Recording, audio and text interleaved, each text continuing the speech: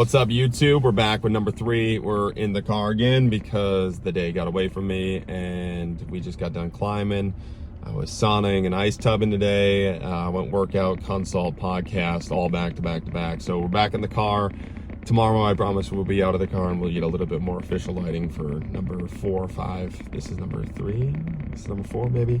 But today I want to talk about why I ice tub and not getting into all the physiological reasons. I'm sure we can make a longer form podcast on that. But just quickly, I know I meme ice tubbing a lot on Instagram and kind of make fun of the guys that do it, and then I go and do it, and I get a lot of questions about why that is.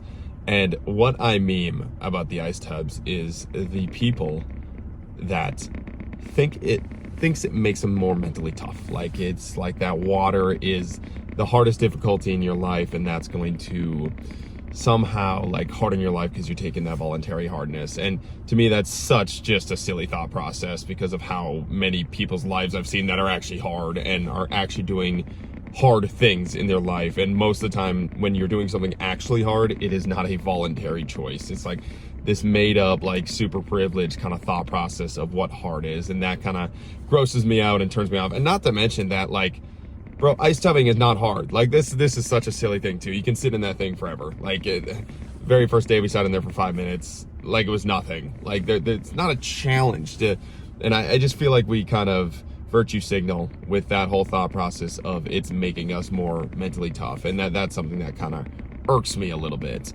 But why do I do it? And this is something that I've been noticing a lot recently, and I talked about with some people at my gym today, is it makes me less of an asshole when I'm doing contrast and when I'm taking care of my body and when I'm working out, specifically the ice and the sauna and the dopamine hit that you get from that little crackhead dopamine hit.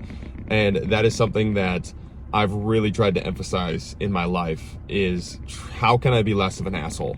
And I think this is something that we got to admit to ourselves and look at ourselves as like, what's our natural predisposition throughout the day of who are we naturally? And for a lot of males, you see it like they're just naturally assholes, like whether they admit it or not. That's kind of their defense mechanism for a lot of things in life. We build up these kind of characters around that defense mechanism, and we kind of okay it for ourselves of, okay, it's just all right for me to be like that. And something I've really been emphasizing in my life is how can I give myself times throughout my day where I can break out of that character and become less of an asshole for the people around me, and hopefully grow that character, that person in me, so that person can kind of become the new homeostasis rather than the natural defense mechanism of being an asshole. And ice tubbing and sauna does that for me. It's one of the many things I do, like meditating and working out and going for walks. These are all things within my toolbox that I use that give me these dopamine spikes, that give me this spiritual sense, that give me this inward sense of being present. And when I am in those states, I feel connected. I have a dopamine rush. Even caffeine's one of them, obviously. Caffeine's probably not the best one to rely upon, but it does make me less of an asshole. As long as I'm not like, pre-workout kind of makes me more of an asshole. Pre-workout kind of makes me aggressive. I don't like pre-workout as much. Makes me jittery. It's probably too much caffeine, but like coffee, a good coffee makes me less of an asshole too. But then you have that crash after. But anyways, finding spots throughout your day to break out of the characters that you have built up and try to auto-regulate the characters that you want to become. And the only way to do that is to build up those neural pathways if you're going to go neuroscience route, or just like the basic common sense route of you are really good at what you do a ton. And if you want to be a peaceful, happy person that is not grouchy and mad at people all the time, or aggressive or angry at people all the time, you got to build up a character within yourself or a skill set within yourself to have that be your new homeostasis and have that be something that you are.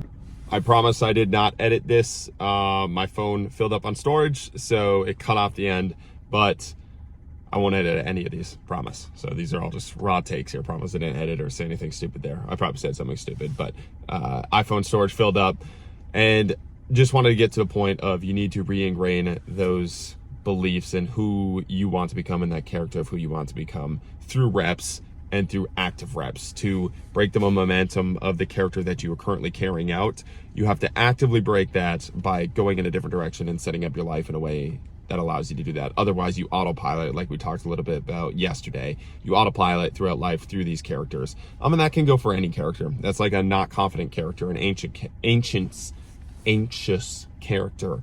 A character that is maybe overprotective or overworrying or whatever that character is that you want to break out of.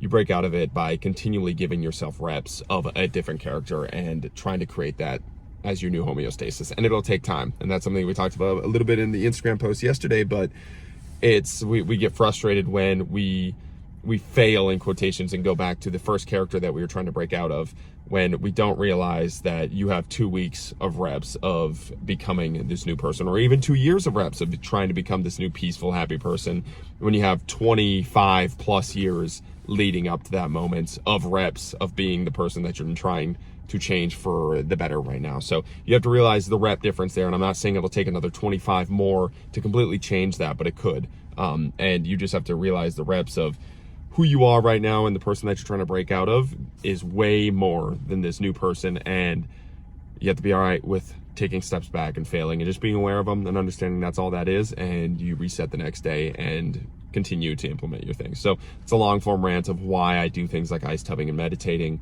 and my beliefs there. But thank you guys for listening. Again, we'll be out of the car tomorrow, I promise. Or we might be in the car, but with better lighting, just it won't be at night. I think well when I'm in the car. I kind of just sit in my car and think for a long time. So it's good for that. But thank you guys for listening. Back tomorrow. Keep chopping wood. Peace.